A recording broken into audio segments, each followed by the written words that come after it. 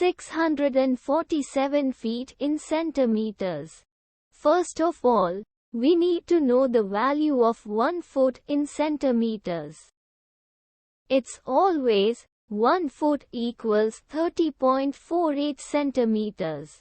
Now we have to multiply 30.48 by 647. Therefore, 647 feet times 30.48 centimeters equals 19,720.56 centimeters. So, in other words, 647 feet equals 19,720.56 centimeters. We hope you have enjoyed this video. Please like and subscribe to our channel for more videos like this.